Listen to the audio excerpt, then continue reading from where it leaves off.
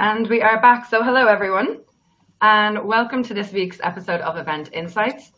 Joining us today, we have two members of the United Kingdom Crowd Management Association. We have Eric Stuart, who is the chair of the UKCMA, and we also have Annie Chebib joining us, who is the secretary. So welcome both. How are you doing?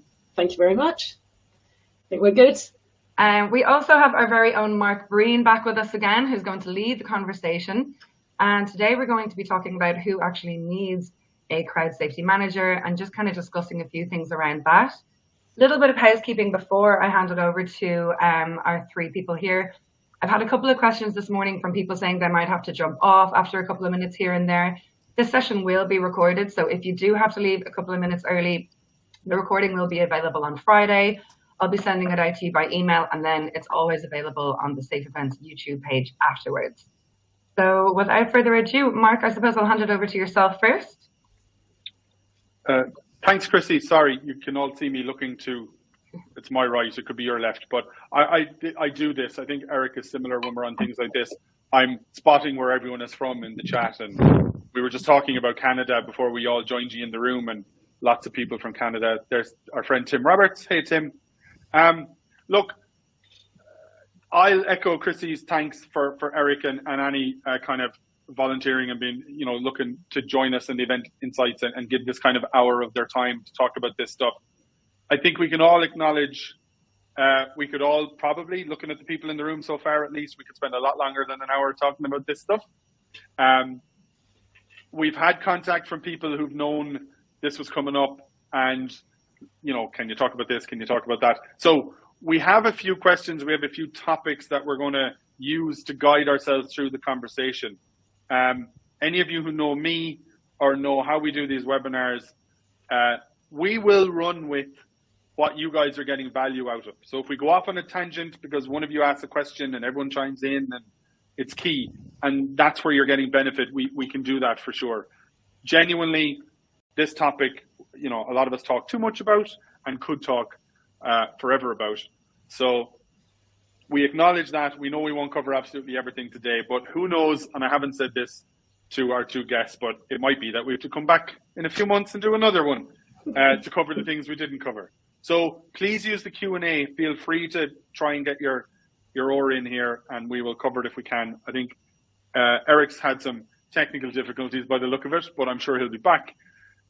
So look, I don't want to waste too much time. We're going to kick off with a question that's kind of close to my heart because it comes up all the time. And Annie, I think I'll throw this one towards you first, if that's okay. Can we talk about, you guys came up with the title for this, by the way, which I love. So the title you've got on this is Crowd Manager, right? And it triggered with me, and I think it triggers with a lot of us here. Crowd Manager, Safety Advisor, Safety Officer. What is it? What do we do? Do the titles matter? What's the actual role we're discussing here for the next hour? In your mind, Annie, what is that role? What do we do? I think Eric is back with us as well, so we'll pass over to him after. But I think for me, actually, the work with the GCMA really proves that we have different titles for different things across the world, and so it's not necessarily understood in the UK in the same way that it might be. If we to go across to the States. And so I think there are different titles which are ascribed and understood across the world. So I think that's, one thing is maybe finding a, consistency in that piece. I think looking at where we operate in the UK, Crowd Manager is becoming more of an understood title, which is, I think, separate from safety. Often safety officer or health and safety really denotes kind of infrastructure and weight loadings. You think about stage infrastructure, for example, as one area that you might have a safety officer involved in, where I think if I was to describe in very simple terms what crowd manager might be, it really is anything to do with people and feet. So and I think if you're talking about traffic, it's in terms of wheels, and so the wheels and feet bit for me always kind of makes it a simpler understanding of what we do. But I think when we're looking at putting together a crowd or audience management plan, we're looking at any area that can be impacted by the crowds that are coming to an event. And I think defining that is really important as the first thing that you do in your plan. What are you there to do? So, I think the definitions will, the definitions will be understood differently by different people. But actually, when we talk about crowd management, we talk about that piece around, the audience that goes everything from their safety to their experience. So, there is quite, there's a huge amount involved in that. Eric will talk more, I think, about the is it an art, is it a science? It's, and actually it's everything. It encompasses everything that's involved in understanding that piece when it comes to crowd psychology, movement, flows, through to experience. So for me, it's a wide ranging piece, but it is different from a safety piece. And I think you have to work with the safety officers that are on site and the security teams that are on site to be in a position to be able to put forward a plan that is workable and practical. So, I'm probably fluffing it a bit, but Eric, I don't know if you want to come in on this at all. Well, hopefully I am back in the room now. I got thrown out very temporarily there, just as we started, which was quite scary. I think the problem we have primarily is that it's the same problem we've got with safety advisory groups. The wording, the language that we've got comes from sports grounds originally, from Ibrox and from Hillsborough, and that phrase safety officer carries over from that language. And the problem for us is that we've never had, or until recent years and decades, we haven't had our own language. We haven't had the equivalent of a sports ground safety authority to tell us what we must do, or the equivalent of a green guide, which has got somewhat more authority than the purple guide written by volunteers. So we've had to take their language and adapt and amend it. And I think that's worked fine for a long period of time. And for years I've said, the title really doesn't matter. But I think the title now does matter, because understanding the difference between a safety officer who's in a football ground is responsible for the crowd and everything inside that ground and keeping not just the public safe, but everybody safe now under the new definition of what the safety officer does. Take that over to 100,000 seater stadium or 100,000 standing crowd. A safety officer is supposed to be responsible for the infrastructure, for the build, for the D-rig, for looking at the weather and the impact he's going to have on the stage, looking at how the crowds are likely to come in and come out. If one person's trying to do all of those things, the physical health and safety and the crowd safety, I think those two things, they're not incompatible, but they're a massive burden for one person to take on. So I do think now is not the time. The time was 20 years ago, but it's definitely time now that we started breaking down what that actually means. And I think a safety officer or a health and safety manager have a very specific role around the infrastructure. And if it's a crowd manager or a crowd safety manager, or a phrase that Annie quite often uses, the audience manager, that is a separate role from the general health and safety or from the safety officer. And I think it's important now that we break those two. That then brings us a challenge, because on some very small and simple event sites, one person could be doing both of those roles. On larger, more complex sites, it's going to be multiple people. But where's the line? Is that a 500, a 5,000, a 50,000? I don't think you can use numbers. I think you've got to look at the complexity of the site and have an argument, and it will be an argument, with a promoter or an event organizer that says, this is too big for one person. You need someone looking at the stage, you need to look at someone looking at the barrier build, but you also need someone like me or like us that's looking specifically at the crowds and understanding the crowd's needs and implementing things that are going to be keeping the crowd safe during the day. And I don't think you can apply that just based on numbers. It's on complexity and the audience demographic and the type of music and all those things that we know about that impact on our crowds. Yeah, I mean, I guess it's essentially based on a risk assessment, which Absolutely. is what we should be basing all of these decisions on.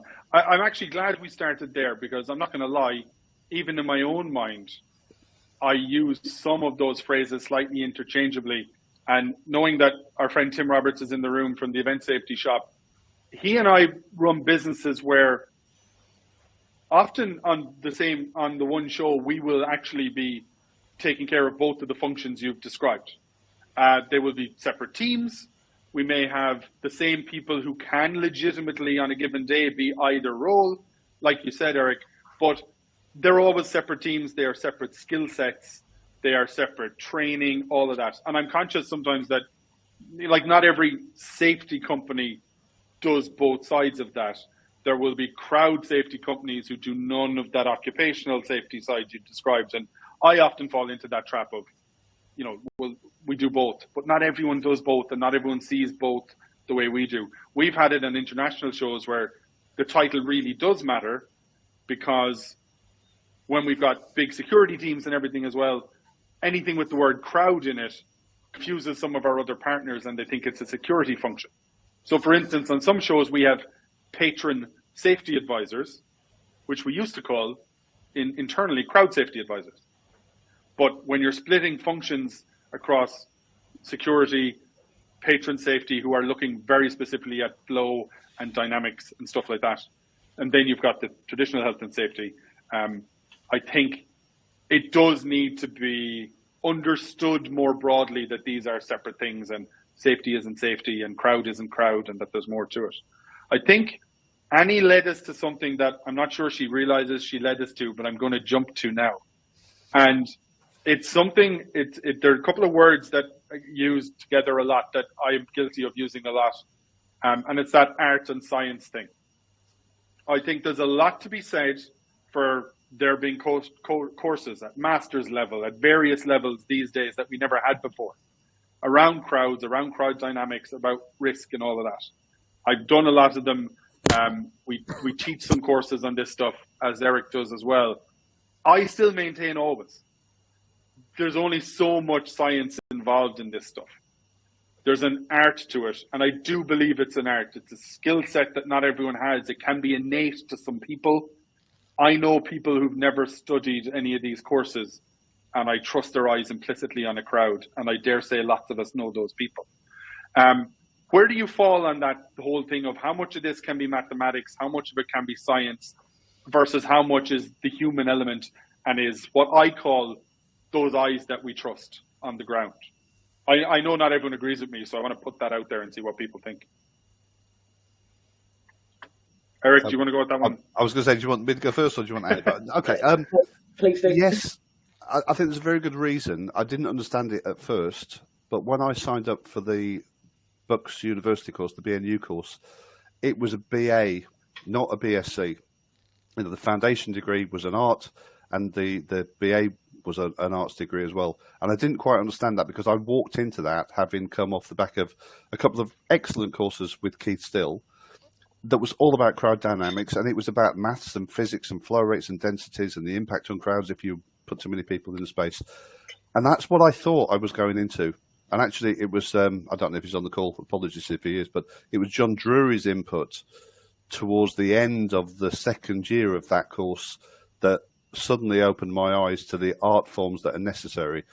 And it's about the behaviours, and it's about the crowd psychology, and it's about the heuristics and people's experiences and their different experiences when they come to events and what they've been to before. And then it's understanding, you know, and I've always tried to explain this in the simplest way. Walking on short grass is quicker than walking in long grass. You know that if you've ever taken a walk in a wet meadow, it takes longer to get from A to B. But I can't put that onto a spreadsheet and say, reduce the flow rate by 15%. But if you walk onto a field that you've site visited a month before and the grass was short and it was dry, and you've worked out what you think your flow rates are going to be in your head or written them down, and then you walk on the morning and they haven't cut the grass and it's been growing for a month and it's a bit wet, a bit dewy, you know that your flow rate is going to be 10 or 15% lower than the one that you planned. And then as the grass gets flat, it will start to speed up again and the day will warm up and it will dry, but the soil underneath might still be muddy. So you might start getting some squishy areas. So it's going to slow back down again. I've never yet met a computer who mathematically can work out what those flow rates are going to be. And I can't give you 82 becomes 75, becomes 71, becomes 65, then goes back up to 70. But I can tell you there's going to be a 10 to 15% reduction in the flow rate-ish, which will speed up a little bit for a little while until it becomes muddy, and then it's going to slow back down again.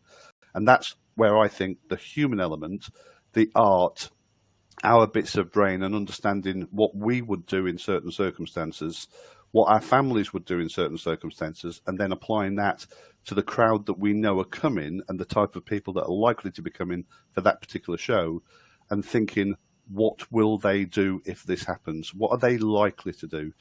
That's where I think the computer modelling doesn't really help me so much. That's where the physics and the maths become slightly less important than the art side of it. I will admit right now in front of all these people, I am stealing the short grass, long grass thing. Because I think it's a really good way to describe it, though. Because listen, as anyone who knows me, things I get passionate about, I actually get worse at describing to others and explaining my thought process through. So I find myself muddled sometimes doing that one. Thank you very much. Annie, what are your thoughts on that? I think I know them, but give us the yeah, we will be here for more than an hour if we try and do that. So I think the maths underpins, and I think that the science is a critical underpinning of the work that needs to be done. And I agree that some of it is crowd dynamics, but I think a lot of it is about knowing your audience, and just touching on what Eric just said about, knowing your demographic and how that will impact, because it's not really only the topography and the geography and the weather and all those other things that are going to impact on how your crowd moves, but it's also who the crowd are.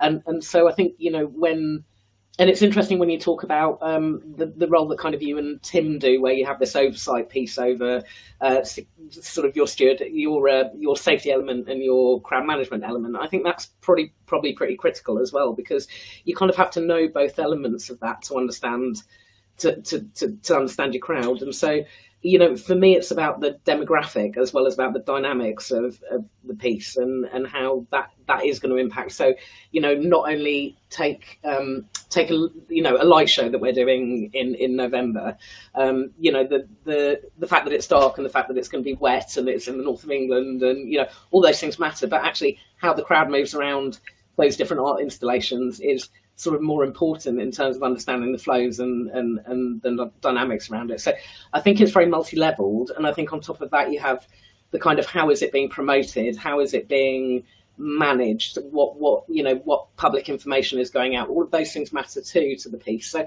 I don't think there's an element of the event that you don't have to be involved in to in order to be able to understand it. It's almost like you need, I don't like the word holistic, but you need a really a wide approach to crowd management in a way that you may not get with other kind of suppliers or people providing services within the event. I think that's where we probably differ, is you have to have this wide range understanding of all of those pieces to be able to know how your crowd is going to react. And in fact, you need to be part, from an early point in the process, part of the building of those plans and how things are cited and how things are working in order to be able to actually affect any kind of difference at all in that piece.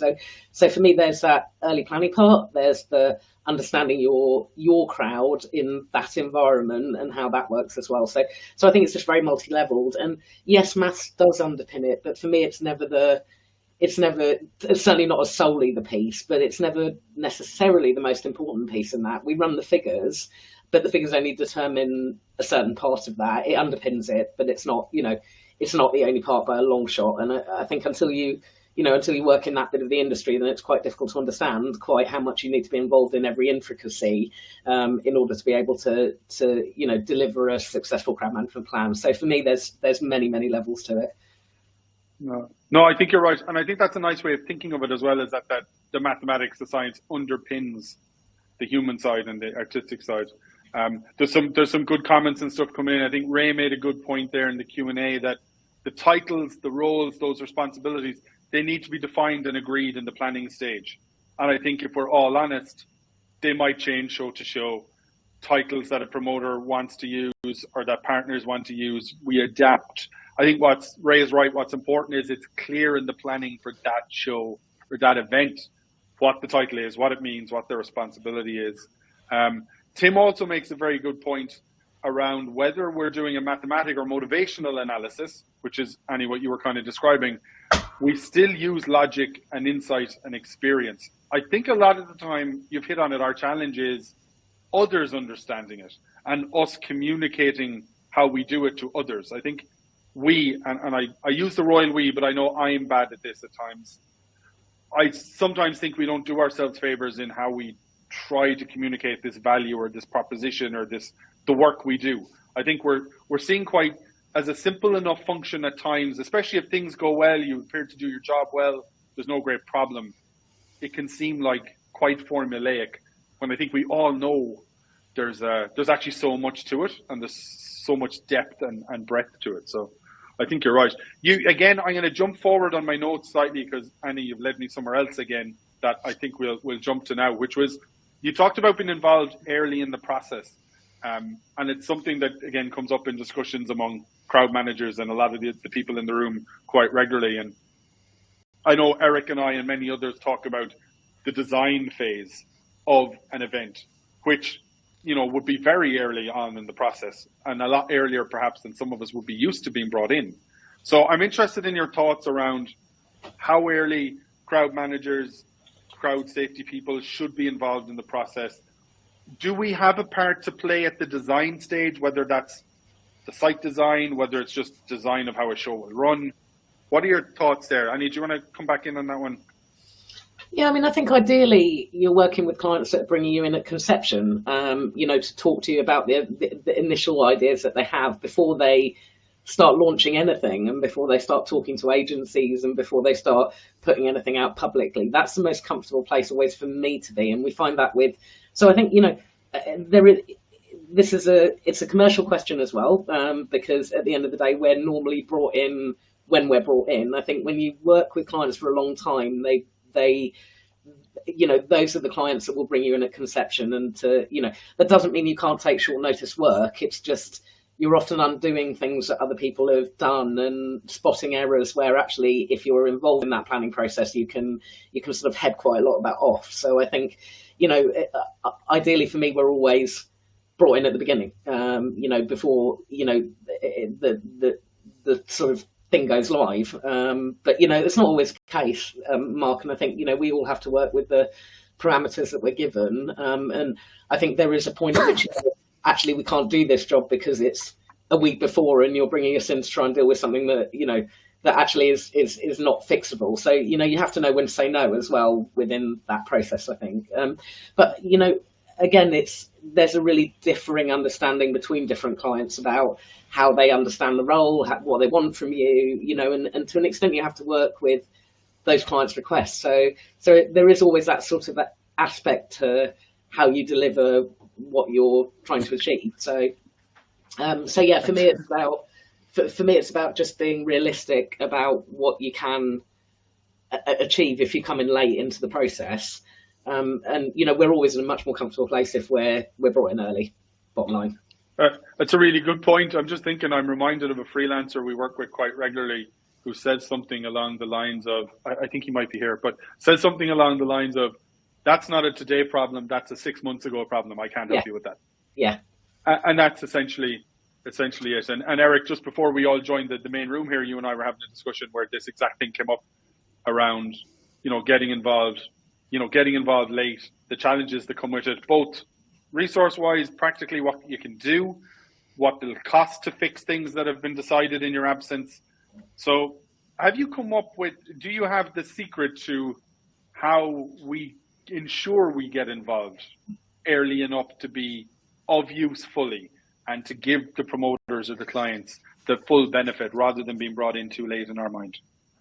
Tell us the secret. I obviously haven't come up with the secret because it still happens on a fairly regular basis.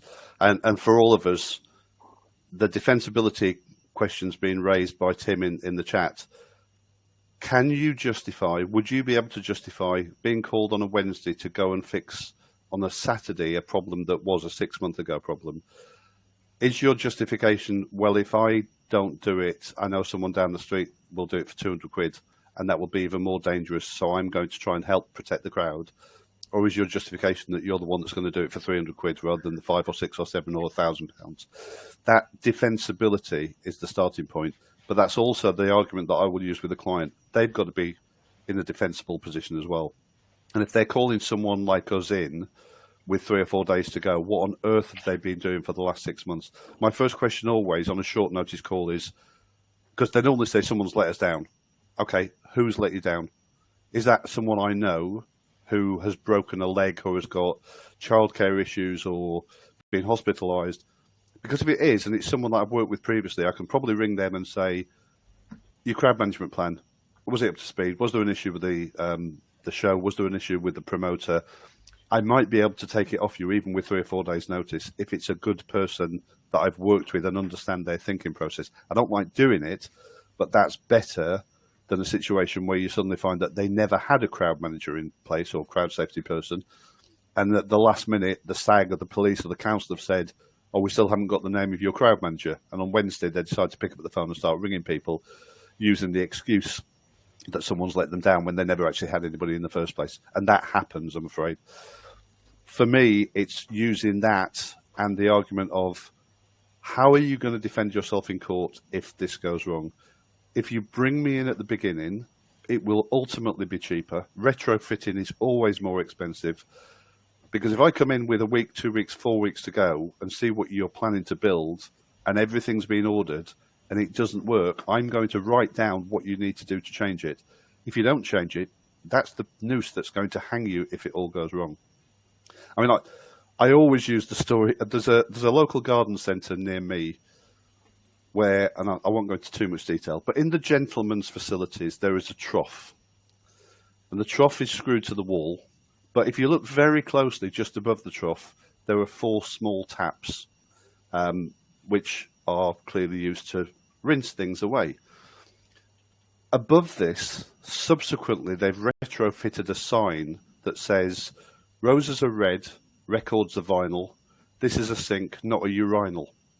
Which I thought was hilarious when I first saw it, and then got me really angry because I thought they've now had to use the information and management section of the dim ice model to retrofix the design failure when they put that damn thing on the wall and made it look more like a urinal than a sink.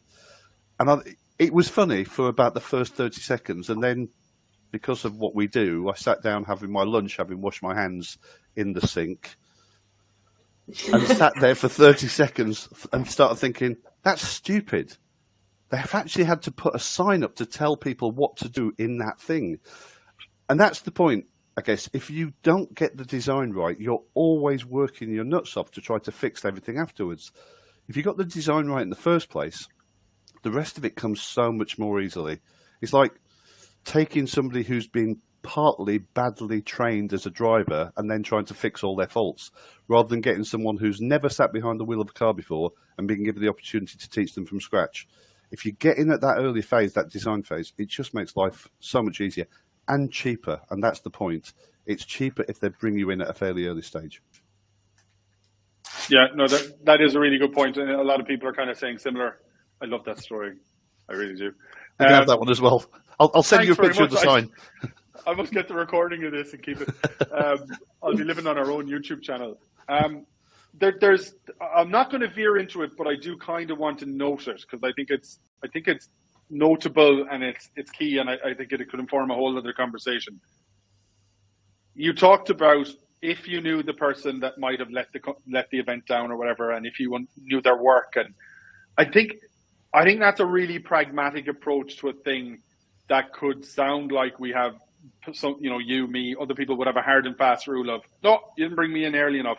I think that pragmatism of, well, did someone let you down? Who was it? Do I know them? Do I trust their work? I think there's plenty of people on this call whose reputations I know, whose work I know, who I've worked alongside, who I would recommend for a thing if we couldn't do it.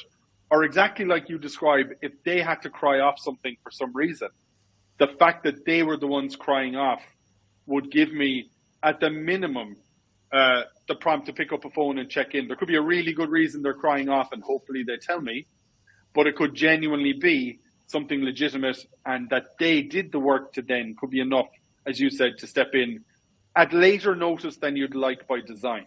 And I think that's a really something worth noting. It's a small industry in that the people who focus on, crowd management, the safety side of things, there aren't millions of us.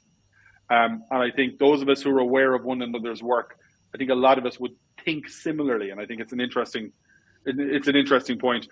One thing I have been asked to ask you both about, and I'm going to do it because people seem keen on talking about it is, and at the risk of the last half hour being taken over with this, Chrissy and I won't let that happen, but where does, if anywhere, AI, ChatGPT, all of those things fit in the work of a crowd manager? And Annie, I'm going to give you a chance here and throw Eric straight in the deep end.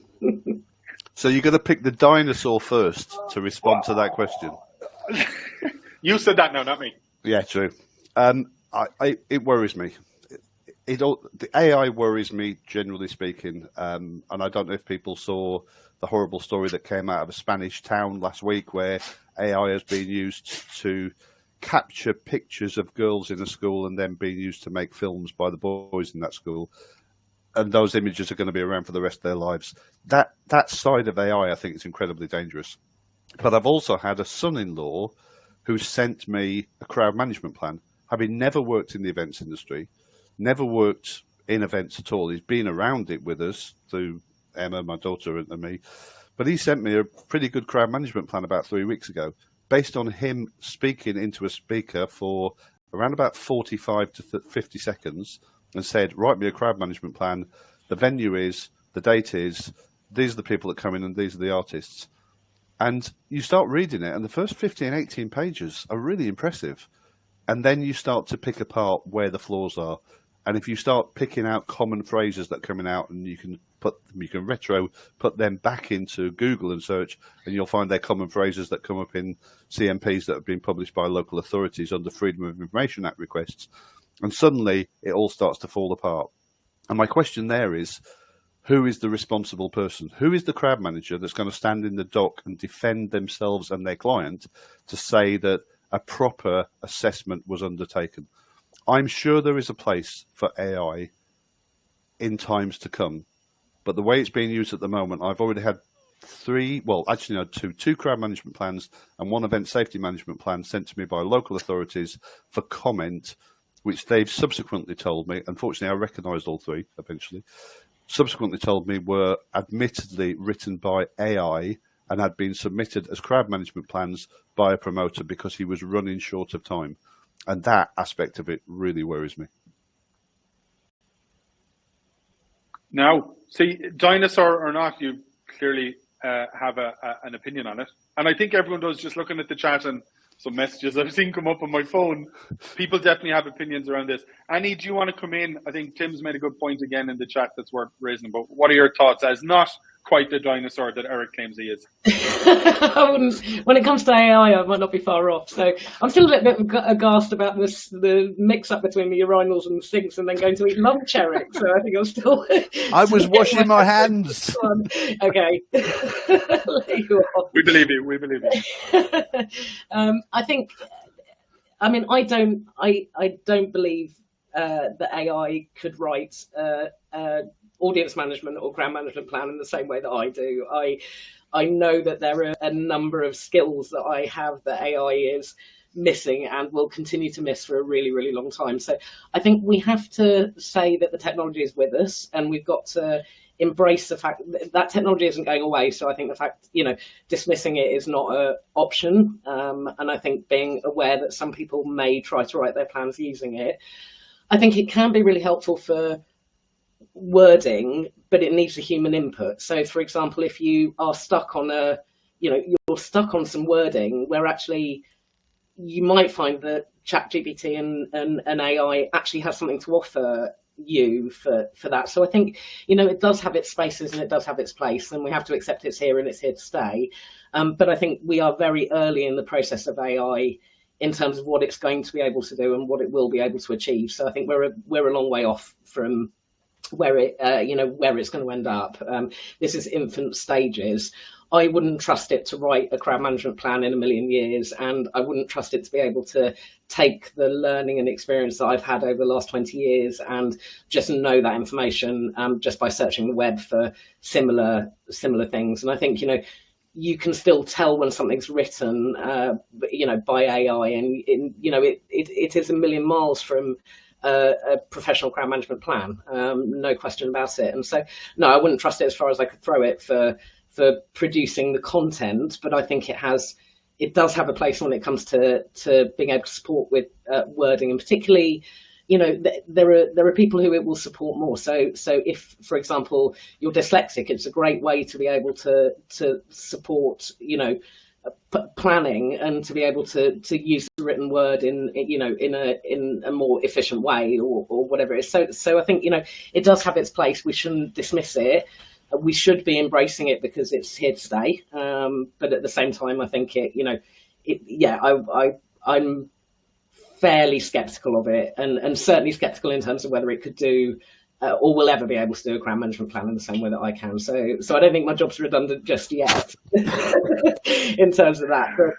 But yeah, and I think it's also knowing that the people you have working with you. So when you employ a crowd manager to do a job, you have to know that those people are going to, there's a trust in the relationship there. And Mark, you've talked quite a lot about, it's who you know in the industry as much as it is what you know in the industry. But the recommendations and the work that we found, the way to be successful is to generate good work at every time you put a plan together. You're not only as good as your last gig, but you definitely need to keep your standards high, and you need to be critical of the work that you're doing, and constantly be assessing that, and constantly be going for growth and all of those other things. So and I think a lot of it is down to ensuring that if you're a festival organizer, for example, that you are employing people that are trustworthy. And I think that mitigates a lot of the use of AI. If you get another to write you a plan, you're going to end up with, you could open yourself up to the risk of AI and other things as well. It's not just AI, is it? It's taking other people's plans and using them. And there's nothing I hate more than reading my own words and my own plans in somebody else's documentation when I haven't given them the green light to do it. So but you do get that. You get that a lot. So a lot of borrowing of people's plans and things like that. So yeah. But I find that I don't really have one plan. I have a different plan for every single event that we do. It's so bespoke and so specific to that light show or that festival or that that running event. And actually there's very little crossover between plans other than your general, here's what my company does, Yeah. That probably doesn't change, but beyond that, actually, if it's not specific, it should be. And these things have to be site specific. And I don't see AI being able to touch that at the moment. But yeah, I may be wrong. Well, it may not be that you're wrong. In the fullness of time, it might be proven that there is great value in certain ways. I mean, we're in an interesting position here in that we have a digital operations department who are exploring all sorts of ways of harnessing AI that isn't the safety function we perform. It's a support function, back-end stuff, systems we build for clients, where I can see all sorts of, I have no choice. They show me it all the time. I can see all the benefits of AI over there. I would echo both of your feelings, really. I mean, it's early days. There could be potential, I think. I wouldn't be using it to write plans. Some people in the chat making a point, some people disagreeing, but that it's a good starting point, perhaps.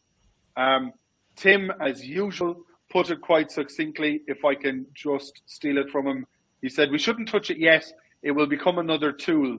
If cancer diagnostics can trust AI, ultimately we may be able to, but there's a very long way to go. And I think that's, I guess, where most of us will fall, is that, look, there's something in it. It's very early. Who knows what it will be doing for us in years to come. But Annie, I would echo your point. It will, and points in the chat. It's always going to need human input. It's not going to replace. Eric? Mark, if I can just come in, where I consider the biggest threat from AI at the moment is, I don't think there's anybody on this call that within a dozen pages of starting to read one of those documents wouldn't recognise it for the generic document that it is. I'm not convinced that that same applies to local authorities and safety advisory groups. They are getting these things submitted to them already, and they're not always recognising them as being AI-generated documents because they don't do what we do. They don't write the plans that we write. So it's coming through and it's actually looking really professional. Although when you look at it in detail, well, that's what's missing, the detail. But to the innocent reader, they're coming across as being a well-written, well-documented plan of some kind. And I think that's where the threat is. The threat is that SAGs or some members of SAGs are going to be had over and think they're getting a good event management plan or a good crowd management plan put in front of their eyes. I don't think there's anybody on this call that wouldn't call it out fairly early on, but I don't think the same necessarily applies to some of our partners. Yeah, and do you know what? It's a very good point, because we've done some testing in here with a ChatGPT Pro account where in succession we've asked the exact same question. So we've just inputted the same question to write a plan multiple times.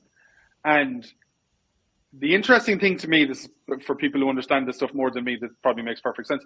But the interesting thing to me was each time it started off very differently. But to your point, Eric, as you got deeper into it, you see more and more similarity, and you see that it's each time referencing finding similar material at a point, but started very differently each time, which I thought was, in calling out the risk you've called out, in that instance, for a cursory glance for first couple of pages, they could look A, strong, and B, very dissimilar.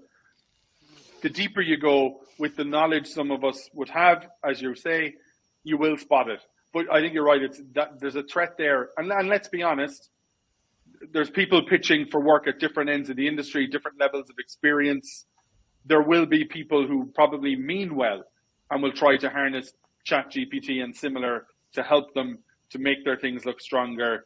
Maybe that will or won't serve them well or serve their clients or their events well, but I think it's a definite threat.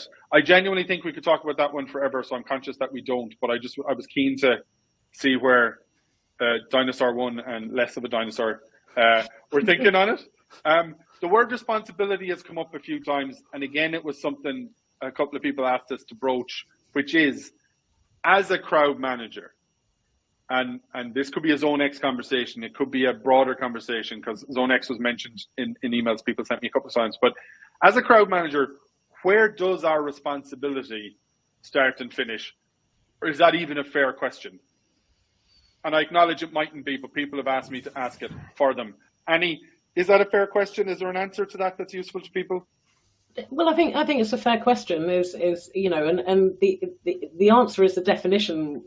You need to define it in the beginning of your scope of works. If it's a fluffy brief, you're never going to get anywhere in terms of knowing where your delineation is and where your lines are. And and I think in some people's cases, and I know we work with clients where Zone X is very much part of our crowd management plan, and especially your open access events and events that have kind of access to and from transport hubs, defined access. We'll often be working in those kind of grey spaces, for example. But the important thing is to define what that looks like for your event and your client brief, and from that, then you can begin to build your plan. But actually, the definition is the important bit. But I don't think it's one size fits all at all. And I think different events will have different requirements, different and again, it might be a small, large event thing, but it's not only that. It's about what does it encompass? What is the client responsibility? Because large events often have people on, people who just look after the Zone X area, for example, and people who just look after the inside the fence line bit. I mean, they're working together because obviously the plans have got to work together in order to. But that's not always the case. So there really isn't one answer to that question. But the importance for me of defining it in planning before we even start to look at what we're doing is the critical bit, and writing it down as well, because if it isn't written down, then you get to a problem, and you even sometimes get to court, and you're having to try and explain that away, and that's not a position any of us want to be in. So the definition of that for that specific event, and then the recording of that decision making process around that. Yeah. And I guess for you that kind of comes back to Ray's point earlier about decided in planning and then documented as well. It needs to be recorded somewhere where yeah. Eric, what do you think? Is there a good story or an easy one-line answer that helps people realize where their responsibility starts and finishes, or as Annie says, is it very event specific, make sure it's documented, make sure everyone understands it? It is very event specific. You know, the Manchester inquiry never resolved the final question where responsibility sat. They had opinions. It then went into protect duty Martin's law, and it's been the biggest discussion point and as yet unresolved. That grey space, Zone X, last mile, whatever you want to call it, asking people to be responsible for a space of which they've got no lawful power or authority or jurisdiction is a hell of an ask. You know, asking an SIA or a steward or a company that's putting an event on to take responsibility for public land and people's safety on there. I think the answer to it, and I just want to expand the conversation a little bit because we've stopped just talking about Zone X. We now talk about Time X as a result of some meetings last year. It's not just physically what you're responsible for in terms of the ground, but what time does that start and what time does that finish? You know, last night I was the Zone X coordinator for Luton Town. We agree 3 hours before kickoff is a good time for Zone X to be activated and the Zone X coordination centre to open in Luton. And we agree by discussion with Silver and with the ground when normality has returned. And it's a three-way agreement that says, yeah, police control at Silver, the ground themselves and the local authority now think at 10:15, Luton Town or Luton Town Centre has returned to some level of normality. And I think the trick about Zone X is think of the biggest box you've ever thought outside of and then think a little bit more. You know, the one that caught us last night, hadn't even thought about it. We've got 10,000 people coming to Luton, 9,000 home fans, 1,500 away fans coming from the northwest. Train strike today, so nobody's coming by train. Everybody's coming by car because they know the service is going to reduce that. We know that, and we've got plenty of parking. We've got a big shopping mall in the middle of Luton. It's about a 1 mile walk to the ground. Everybody's going to park there. That's the nearest car park that's unlimited in terms of time. 5 minutes after kickoff, we have a female sitting on the 5th floor balcony of that car park threatening to commit suicide, having taken a drugs overdose, and a police commander who, understandably, is saying, we're shutting the car park down and no matter how long it takes, nobody's leaving that car park. So that's 10,500 stranded people in Luton. And of all the places you might not want to get stranded on a Tuesday night, I would put Luton near the top of my list. So we then had to negotiate that at least the lower 4 floors, which could be accessed by a route that she would never see and they would never see her, nor even know what was going on, and the exits from the car park all leave on the other side from where she was sitting. If that was purely a police decision over that public space, that car park would have been closed down, and had she stayed there longer, then 11,000 people nearly would have been stranded. But by negotiation and thinking a little bit the wider piece, they agreed we could have the first 4 floors egressed, and that actually took, we had about 3,500 cars altogether, I think it was, but there was only 200 on the very top floor. So that was only going to strand somewhere in the region of 450, 500 people, and we can house those in the town hall. So we fixed a problem in the space of a 5-minute conversation, but only because we had a Zone X coordination centre that was thinking a little bit wider than the purely, I've got someone threatening suicide and I've got a police situation that's got to be dealt with. And I think that's the trick. Having people that aren't worried about whether Luton are going to win, lose or draw, how the crowds are coming through the turnstiles, but worried about the impact of everything else around them that might then impact on the ingress or the egress or an evacuation, and can focus on that and that alone. I think that's where the secret of Zone X or Time X comes in.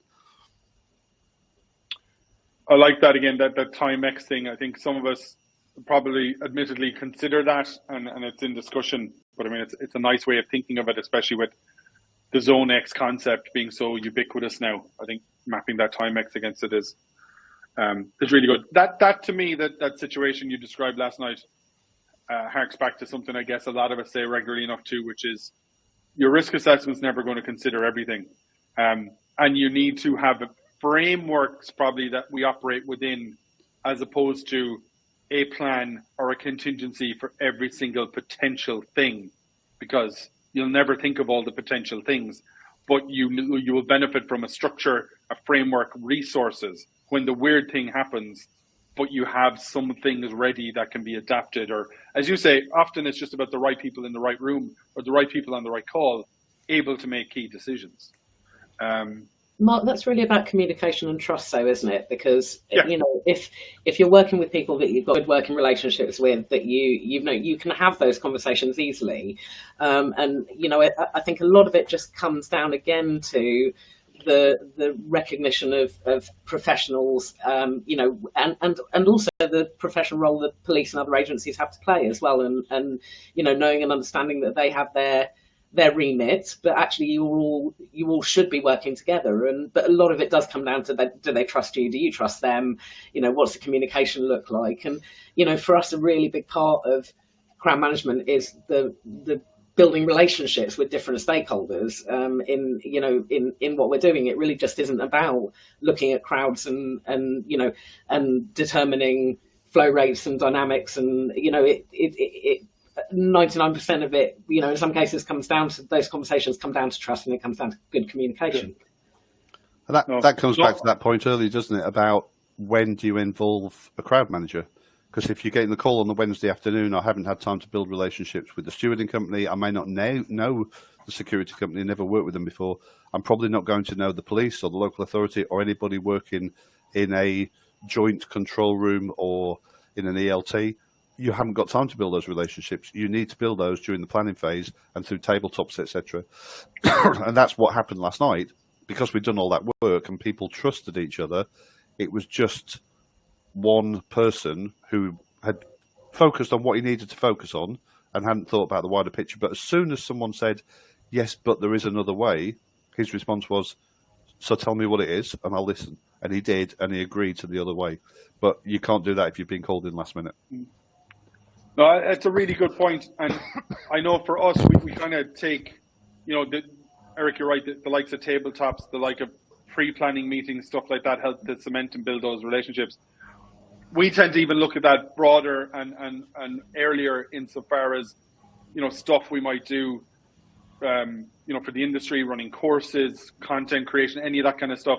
We've had people come on courses and I guess years later sitting on those, in the police sitting the opposite side of the table, or we go to a new jurisdiction and they've been on webinars that we've done or whatever. Annie is so right. The relationship thing is critical, especially when we need them to trust us and the professional capacity we're brought in. Any opportunity I think we have to demonstrate in any way, or have them realize or make these relationships or cement them, make them stronger, will ultimately stand to us. And if they only stand to you once on one day, it could be the most critical day and the most critical time that you need those relationships to stand to you. So again, I would echo that and say any time, any opportunity we all have to create those relationships, to have people understand that we know what we're doing, is time well spent and does tend to pay off. Conscious of the time, there's one last thing I really want to ask. I won't lie to you and tell you loads of people sent this in. They didn't. This is a me question, but I have seen it already come up in the chat and mentioned by a couple of people. As crowd managers, how do I phrase it? Who assesses, who gets to judge competence? Who gets to say, Eric is qualified, competent to do that? Who gets to say, Mark can take on that role? It comes up regularly. It's often compared to the likes of architects where there's a register, you can go check, all those types of things. We don't have that. How do promoters, clients, local authorities, SAGs, assess that competency when they're presented with an Eric or a Mark or an Annie or a Tim or a Ray? What should they do? What do they do? Eric? Oh, okay. Annie's not jumping in there. You can go first. Well, how do you assess it? I heard a phrase years ago that I absolutely despised at the time. And then the more I thought about it, the more I thought, actually, it kind of fits. And it was someone standing giving a presentation said, judge me on my Kate. My knowledge, ability, training and experience, the combination of those things. And I think it does actually fit quite well. But the question is, who judges that? And the first person has got to be yourself.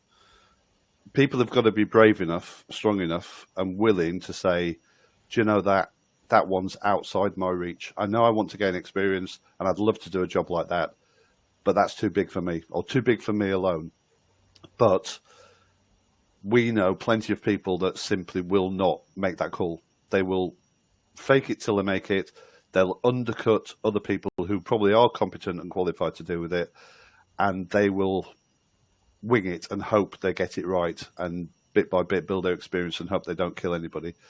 It's got to be down to the event organizer and the promoter, really, who should be doing the due diligence on this. I know some local authorities are very good. Some local authority SAGs are very good at doing due diligence on the people that are being engaged by event organisers, but it should be the event organiser and the promoter, because I'd rather they were judging my competence than a coroner.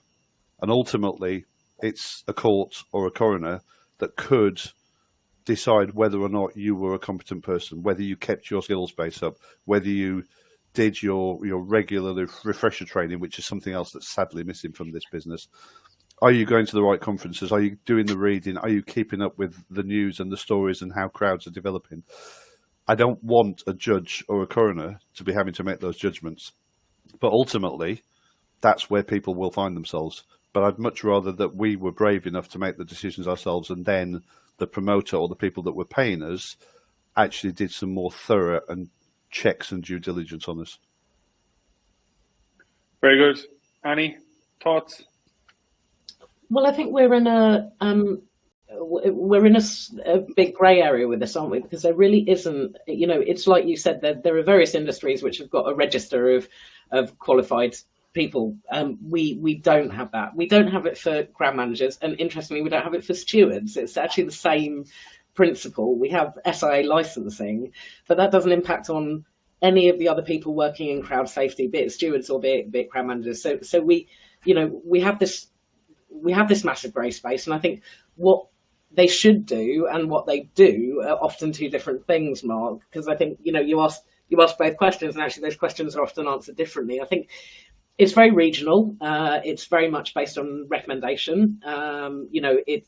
It isn't based on due diligence enough in my experience of it. And I think the knowledge and expertise that those of us that have been doing it a very long time carry, we understand the liability that goes with the role that we do. And I think there are lots of people who come in new emerging who want to sit in a hot seat, but actually don't have the understanding of the liability and the weight that carries. So, that again makes a bit of a difference. And I think, a lot of it is done on recommendation. A lot of it in our industry, whether we like it or not, is a nod and a wink to the right people who work locally, who you work with, who, and I'm not saying that that's the right way to do it, but there's very few ways of testing competence if there's no register for that process. So if there's no legal requirement to have something to become a crowd manager, and it is different from a lot of industries. And when you look at the risk in our industry that carries, all right, we may not be the airline industry, but we should be being,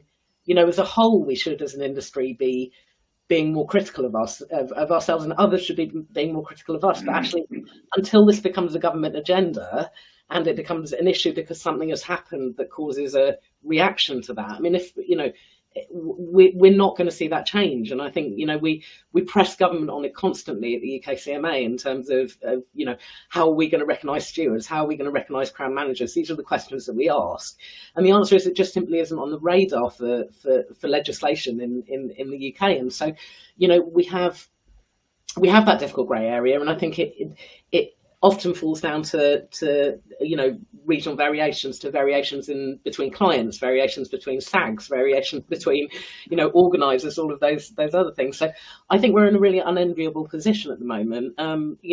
I don't think that means that the people on this call who do crowd management for a living haven't got enough work, because they've got plenty. And I think the problem is, there aren't very many of us who do it well. And but there are a lot of events that fall in the gaps of that, and, may not even recognise the importance of crowd management, let alone, understand the need to have a crowd manager, let alone have one. So I think it is, again, unfortunately, I think it's very variable. And I don't think, I don't foresee a point now, and just with my cynical head on, where where I see the government's going to change that position quickly. So I think we're going to be stuck where we are for a little while. And what we've got to do is look at good practice and look at, defining those good practices, and making sure that we're all singing from the same song sheet as professionals in that industry. I wouldn't like to go in with my eyes shut into this industry, because the liability of what we do is so huge, and I think people who don't understand that probably aren't, cut out for the job, really. So your starting place is, as Eric said yourself, and understanding what your liability might be within that. Yeah, it's a very good point. We're not going to let this wrap up with your cynical head. Okay. But just Oliver has made what might be a fantastic suggestion in the chat, whereby that register that we all imagine existing but doesn't, could be something the UK CMA might be able to hold. I mean, I'm just reading what's in the chat, Annie. That's not me suggesting that. I'm just the messenger. Yeah, no, you know what I mean? And I think we are a professional association, and because of that, we can point people to our members and say, and I think the thing is, and this isn't a plug for the UK CMA, but at the end of the day, if you want to find where good crowd managers are and where good security companies are that have been, checked, where the details have been background checked, and we've done due diligence on those companies, that's, those are UK CMA members, and that's where we always point people. So, that does give a starting place for us. But, whether we would put together a national register, it needs to be led by government at the end of the day. That, that is something which we would very happily work on government with, but actually, in the meantime, for me, the quality assurance comes from memberships and things like that. And, we take a lot of pride in the fact that, we've got some great members on board doing this work with the UK CMA. So for me, that's that's where we signpost people to. Gotcha. No, I got you. Again, I had to bring it up. I want to say two things to wrap. I want to say two things to wrap up before I let Chrissy properly wrap up. One, again, thank you, Eric and Annie. Was personally really excited when I knew you guys were going to come on and do one of these, because I do think we'll probably have to actively ask you back at some point once we've reviewed this hour and hit on things that we didn't get to discuss properly, and then do a focused hour on them. But I also want to thank very much everyone who's joined us, because I don't think I've ever seen in years of doing lots of these webinars, I'm not sure I've ever seen chat that's been as active. The strength of points being made. I've read them. I've scanned them all. I can't bring them all up. There's a lot of really, really good professionals on here, and a lot of really, really good help being thrown around in that chat. I messaged Chrissy in the middle of this to remind myself, can we save the chat? Can we export the chat? Because there's good stuff in there that I think might lead, another hour-long conversation someday. But again, know that there are people around who care, that are happy to chat, whether in this forum or others. Know that the UK CMA is there, the GCMA is there. There are organisations, there are groups of people who do what you do, and presumably you care about because you're in the room. And the more we all talk, the more we engage, the more we help each other out.